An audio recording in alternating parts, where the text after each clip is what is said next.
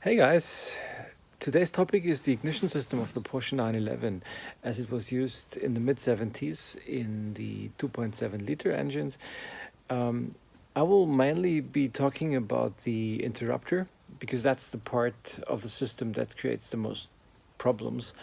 And you can use that information for pretty much all the ignition systems before finally in the SC from 1978 the high voltage condensator ignition appeared with the Hall sensor.